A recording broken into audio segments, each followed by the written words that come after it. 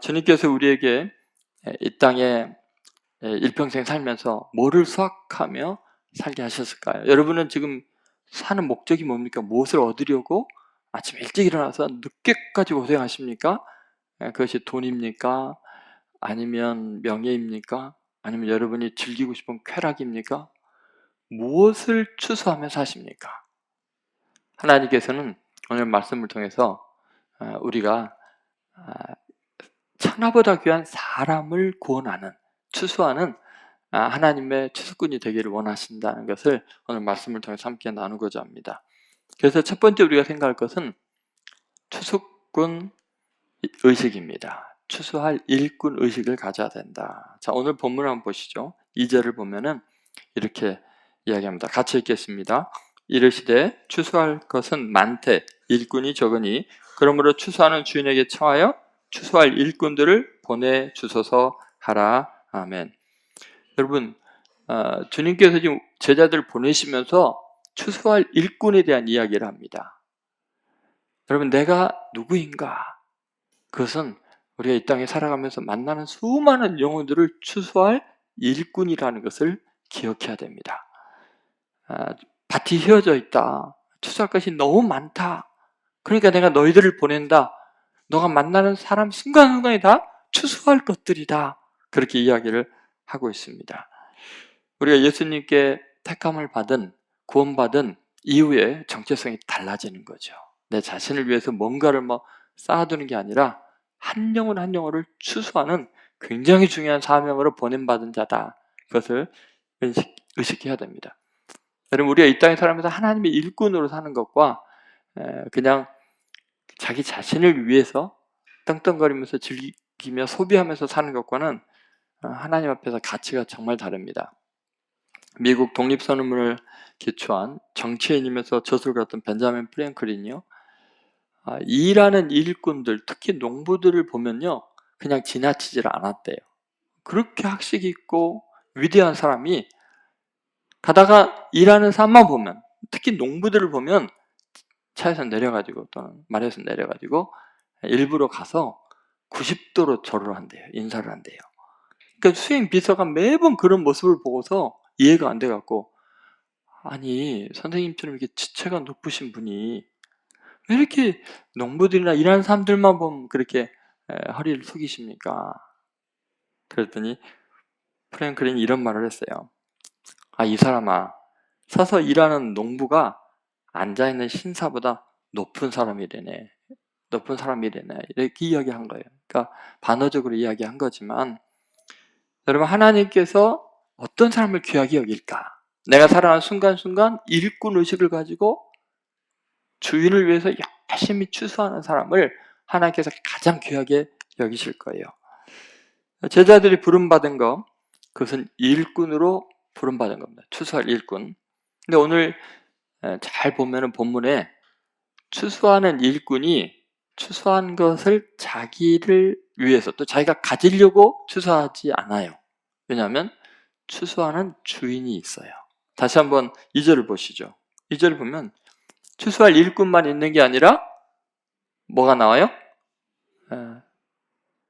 추수하는 주인이 나와요. 그렇다면 여러분, 우리가 한 영혼 한 영혼을 구원하는 인생을 살아갈 때 그 한 사람 한 사람은 내 것이 아니에요. 나를 위한 게 아니고 그것의 진짜 주인이 계신 거예요. 그분이 바로 하나님이시죠. 그러니까 우리는 내가 어떤 사람을 구원했다고, 도와줬다고, 내 인생에서 내가 키워줬다고 해서 그 사람을 내 것이라고 생각하면 안 돼요. 그렇게 열심히 수확을 해서 누구에게 드리는 거예요?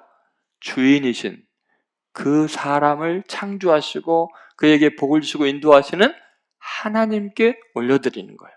근데 우리가 인생 살아가면서요, 내가 돌봐준 자녀들, 그리고 내 이웃들, 내가 복음을 전해서 구원받은 또 다른 그리스도인들을 내 것으로 착각할 수가 있어요. 우리는 추수하는 일꾼이지 추수하는 주인이 아니에요. 그래서 주님이 분명히 그걸 제자들을 보내면서 추수할 일꾼과 추수하는 주인을 구별해 놓은 거예요. 여러분, 우리는 깜딱 잘못하면 실수를 합니다. 내가 복음 전하고 내가 예수 믿어 잘 성장시켰더니 내 말을 안 들어? 나를 무시해? 그러면 안 돼요. 자녀에게도 마찬가지고요. 우리는 그냥 추수하는 일꾼이에요. 추수하는 일꾼은 주인을 위해서 추수하는 거지 자기 거 삼으려고 하면 큰일 나요. 추수해갖고 빼돌려갖고 자기 재산 축적하면 그 뭐가 되겠어요? 여러분 꼭 잊어서는 안 돼요. 여러분이 만나는 모든 사람, 그 어떤 사람도 여러분이 최고의 정성을 다해서 사랑했던 사람일지라도 그는 결코 여러분의 것이 아니에요. 하나님께 올려드려야 된다는 거죠. 여러분, 우리 인생에서 가장 중요한 과업은 그래서 이 땅에서 뭐 돈이나 명예나 권력이나 쾌락이나 소유가 아니고 사실은 하나님 앞에 내가 돌려드릴 한 영혼 한 영혼이 내 인생의 가장 귀한 열매이고 나의 존재를 가치 있게 한다는 것을 잊어서는 안 됩니다. 예수님께서 베드로와 어부들에게 누가복음 5장에 보면은 부르실 때 물고기를 잡는 어부를 뭐를 잡는 어부로 불렀어요? 사람을 낚는 어부로 불렀어요. 그러니까 여러분 우리가 실제적으로 인생 살아가면서 정말 의미 있는 게 뭐냐? 이 땅에 어차피 썩어 없어질 물고기 같은 재물이나 세상적인 어떤 것이 아니고 영원한 하나님의 나라에 하나님의 자녀로 함께 영생을 누릴 한 영혼 한 영혼을 구원하는 것. 그것이 바로 우리 일꾼들이 해야 될 일들입니다. 여러분 천하보다 귀한 생명이라는 것을 잊어서는 안 돼요. 여러분 우리는 그렇게 하나님의 일꾼으로서 하는데 사실은 우리가 모든 걸 다 하는 하나님의 일꾼은 아니에요. 씨를 뿌리는 일꾼 따로 있고요. 물을 주는 일꾼 따로 있고요. 그리고 벌레 잡아주고 뭐 양육시키고 거름 주는 일꾼들 다 따로 있어요. 근데 어느 날 보면 우리가 추수하는 일들을 할 때 얼마나 가슴 벅차요. 내가 뿌리지도 않았는데, 내가 양육하지도 않았는데, 내가 거름 주지도 않았는데 어쩔 때 어떤 사람을 만나서 예수님 믿으라니까 믿고 구원받는 일들이 일어납니다. 얼마나 큰 기쁨인지 몰라요. 두 번째는 추수의 시기인데요. 이것은 추수할 대상의 풍성함에 대한 이야기입니다. 2절을 보시면 10장 2절을 보면 이렇게 나와 있죠. 이르시되 추수할 것은 많대라고 이야기를 합니다. 추수할 것이 많다. 여러분 하나님께서 지금 나 같은 사람을 추수한 일꾼으로 부르시고 보내신 이유가 뭐냐면 추수할 게 너무 많으니까 그런 거예요. 여러분 자연 속에서 정말 하나님은 풍성한 열매들을 많이 맺게 합니다. 하나님께서 하시는 일들은요 정말 30배, 60배, 100배예요. 모내기 조그만 건 몇 개 심었는데 어마어마하게 많은 알곡이 열리고요. 감나무 하나 심었는데 엄청난 과일이 열리잖아요. 늘 하나님은 그렇게 자연 만물 속에서도 풍요로운 추수할 것들을 허락하십니다. 그런데 여러분 사람은요 훨씬 더 추수하기가 쉽습니다. 언제든지 영혼들은요 구원받을 준비가 되어 있습니다. 특히 이렇게 지금 기독교가 멸시와 조롱을 받고 있는 것 같잖아요. 세계적으로 기독교가 지금 계속해서 비난을 받고 있고 멸시를 받고 있는 것 같지 않습니까? 그런데 여러분 그럼에도 불구하고요 하나님이 추수할 만한 영혼들을 수없이 많이 우리 주위에 남겨두십니다.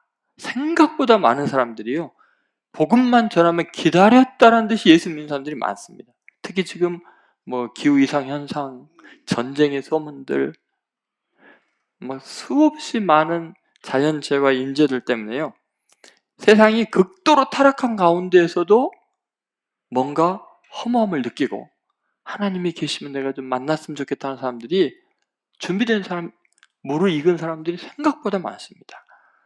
여러분 요한복음 4장에 보면요 예수님께서 수가성 우물가 여인, 사마리아성 수가성 우물가 여인을 만나시면서 추수에 대한 이야기를 하시거든요. 그런데 거기서 예수님께서 굉장히 중요한 대비를 합니다. 그것은 자연의 추수와 사람을 추수하는 것이 어떤 풍성함의 차이가 있는지를 이야기를 합니다. 자, 요한복음 4장 35절 같이 한번 읽어보겠습니다. 너희는 넉 달이 지나야 추수할 때가 이르겠다 하지 아니하느냐? 그러나 나는 너에게 이르노니 너희 눈을 들어 밭을 보라. 희어져 추수하게 되었다. 우리는 있잖아. 때가 있는데 아직 좀 기다려야 될 것 같습니다. 이제 밭을 보면서 그렇게 이야기해요. 추수할 때가 있잖아요. 자연 만물은. 그런데 하나님은 사람에 대해서는 뭐라 그래요? 이미 눈을 들어 봐라. 밭이 휘어져서 추수할 것이 넘쳐난다는 거예요. 여러분, 우리는요, 시도 때도 없이 복음을 전해야 됩니다. 하나님께서는요, 한 영혼이라도 구원하려고 시기를 딱 정해놓은 게 아니라 무시로 사람을 구원하라고 말씀하십니다. 사실은 이 이야기를 하실 때 중요한 게 지금 예수님이 사마리아라는 도시를 통과를 못했거든요. 들어가기만 하면 예수님을 쫓아냈어요. 입도 뻥끗하기 전에 쫓겨나는 상황이에요. 그렇게 사마리아 사람들이 예수님을 대적하는 상황인데 지금 놀라운 일이 일어나는데 수가성에 그 모든 사람들이 한꺼번에 다 예수님을 영접하고 믿는 기적이 일어났어요. 그러니까 도저히 제자들은 상상할 수 없는 일이었어요. 바로 며칠 전까지 예수님이 쫓겨났는데 어떻게 수가성 전체가 다 예수님을 믿겠다고 이렇게 막 줄줄이 신앙을 고백하는지 너무나 신기했습니다. 여러분, 추수할 영혼들은요, 내가 이 사람이 익었니 안 익었니 때가 됐니 안 됐니 판단하면 안 돼요. 그것은 과일이나 그렇게 하고 곡식이나 그렇게 하는 거예요. 사람은요, 언제 익었는지 몰라요. 언제 이 사람이 복음을 바로 받아들일지 정말 상상 초월이에요. 제가 복음을 전하면서 그런 일들 너무 많이 겪어요. 저 사람은 정말 아직 준비가 안 됐어요.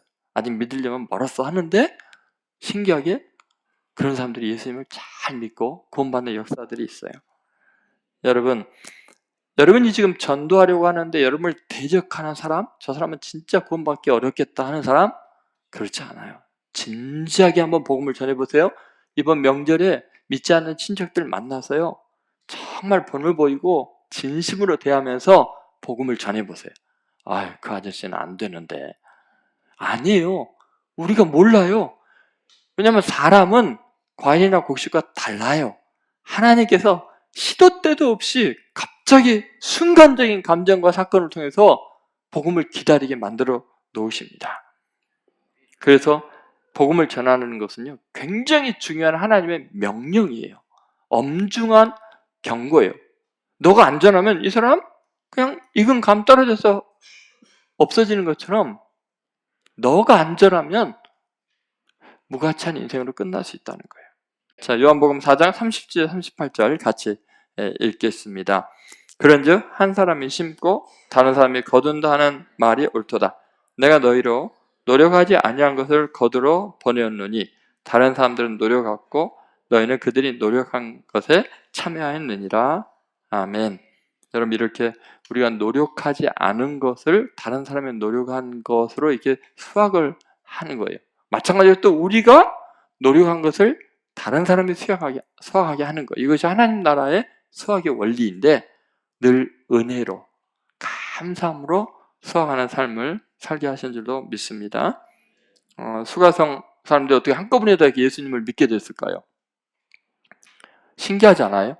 사마리아 사람들인데 어떻게 한순간에 다 예수를 믿게 됐나? 여러분, 이 사람들이 무르익는 과정에서 한 사람의 엄청난 삶의 희생과 아픔과 이렇게 녹아져 있었던 거예요. 수가성 우물가 여인이죠. 그 여인의 삶이 어떻게 쓰임받았죠? 얼마나 고통스러운 삶을 살았어요? 남편이 5이나 있었는데 지금 사는 남자도 자기 남편이 아니에요. 너무너무 타락한 여자로 인식이 안 좋게 되어서 사람들이 오는 그 땡볕이 가득한 정오에만 물길로 갈 수 있어요. 시원한 때는 사람들 앞에 손가락질 당하니까 못 갈 정도로 힘겨운 삶을 살았어요. 그녀의 일생이 버림받고 버림받는 조롱당하는 삶이었어요. 그런데 그녀가 예수님을 만났어요. 그리고 구원받은 감격 때문에 그녀가 마을로 뛰어들어가서 딱 한마디를 외쳤는데 사람들이 다 예수님을 믿어요. 자, 한번 보세요.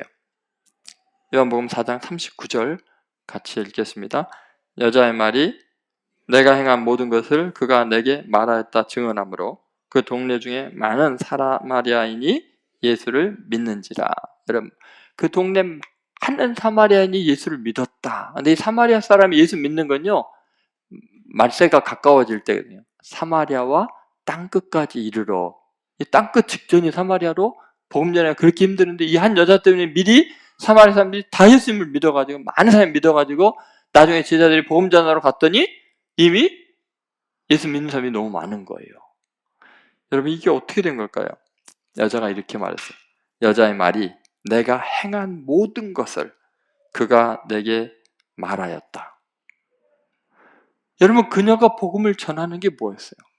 그녀가 당했던 그동안의 서러운 인생, 실패한 인생, 더러운 인생, 손가락질 당하는 그 모든 아픔들이요, 예수를 만나는 순간 어마어마한 능력이 된 거예요. 다른 사람을 예수님께로 인도하는 굉장히 강력한 무기가 된 거예요. 그녀의 삶이 하나도 낭비되지 않았어요. 예수님만 만나면 추수하는 능력이 생기는 거예요.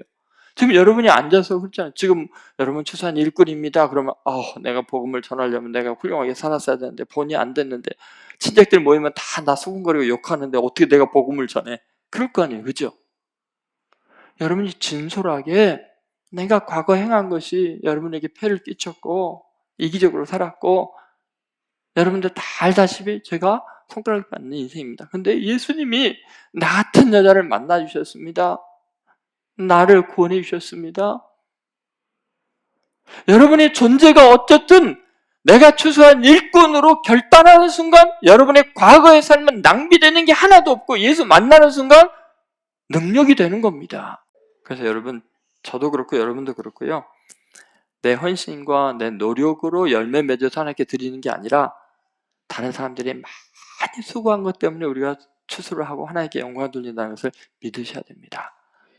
세 번째, 마지막으로는요, 추수할 동역자의 필요성이에요. 이게 되게 중요한데요, 우리가 하는 일이 너무너무나 위대한 일이라 아무리 능력이 뛰어난 사람이라도요, 혼자서는 불가능합니다. 반드시 추수하는 동역자들이 있어야만 추수가 가능하다는 것은 그만큼 하나님이 내게 맡긴 일이 위대하고 큰 일이라는 거예요. 내 분량보다도 내 능력보다도 훨씬 위대한 일을 하나님이 내게 맡겼다는 것의 의미예요. 다시 한번 2절을 잘 보세요. 2절, 자, 같이 읽겠습니다. 그러므로 추수하는 주인에게 청하여 추수할 일꾼들을 보내주소서 하라. 지금 추수할 일꾼들을 보내달라는 건 뭐예요? 지금 내가 추수할 일꾼인데 다 못하는 거예요. 여러분, 우리는 하나님께서 우리에게 일을 맡길 때는요, 절대로 내 혼자 능력으로 감당할 만한 그 정도 수준을 맡기지 않습니다. 상상을 초월할 정도로 내가 준비된 것보다 훨씬 위대한 일을 맡기십니다. 그러면 반드시 나와 함께 동역해야 될 일꾼이 없으면 아무것도 안 됩니다.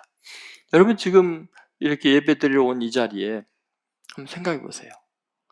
지금 이런 장소가 하나님의 절대적인 섭리와 은혜로 이루어지잖아요. 여러분이 지금 포근한 의자에 앉아서 예배 드리기까지 안내해 주시는 분들, 그리고 이 음향 영상 세팅하려고 얼마나 고생한지 몰라요. 어제도 밤늦게까지 했습니다. 그리고 정말 안내해주고 수고하는 많은 사람들, 이 사람들 수고가 없으면 이렇게 감동적이고 은혜로운 예배 처소도 그렇고 예배 자체도 불가능합니다. 이 더운 날에 주차 안내하시는 분들 한번 생각해 보세요. 누군가가 함께 하지 않으면 불가능해요. 만약에 저 혼자서 이 예배 전체를 한다면 일단 마이크 켜는 것도 몰라요. 찬양할 줄도 몰라요. 아무것도 할 수 있는 게 없어요. 추수할 것은 많은데 추수할 일꾼들이 함께 협력하지 않으면요, 아무것도 거둘 수가 없어요. 저는 여기 앉아있는 여러분 한 명 한 명이요, 추수할 일꾼 의식을 가져서 다 동역자들이 되시기 바랍니다. 여러분, 맨날 와서 은혜만 받고 그냥 가실래요? 언제까지? 나도 동역자가 되고 하나님 나라의 일꾼이 되어서 뭔가를 섬겨야 되지 않아요? 저는 여러분들이 여러분 인생에서 하나님이 주신 과업이라는 것이 내 능력이나 내 존재보다 훨씬 위대한 일을 맡기신다는 걸 여러분 믿으셔야 돼요. 그러려면 혼자는 안 돼요. 내 헌신만으로 안 돼요. 하나님의 일이라는 것은 결국은요, 뭘까 생각해 보니까요, 추수할 일꾼을 보내주셔서 일꾼을 세우고 함께 동역하는 게 하나님의 일이에요. 내가 이 엄청난 사명 때문에 열심히 일하다가 누군가가 일꾼으로 나와 함께 합류하는 순간이 하나님의 나라가 확장되고 있는 것이고, 일꾼을 세우는 일이 하나님의 일이었던 거예요. 바울도 디모데에게 그런 이야기를 하죠. 디모데 후서 2장 2절에 또 내가 많은 증인 앞에서 내게 들은 바를 충성된 사람들이 부탁하라. 그들이 또 다른 사람들을 가르칠 수 있으리라. 저는 여러분들이요, 정말 다른 누군가와 함께 일하기 위해서 일꾼들을 세워가는 사람들 되기를 바랍니다. 이제 한 가지 이야기를 마칠게요. 미국의 부흥사이고 청년 지도자인 토리 존슨 목사님이 계셔요. 이 존슨 목사님이 어느 날 시카고에서 오클라호마 주에 있는 이 털사라는 지역까지 비행기를 타고 가게 됩니다. 토리 목사님이 어디를 가나 전도하는 분이었어요. 어디 하나 막 추수할 그 영혼이 있나 이거 보시는 분이세요.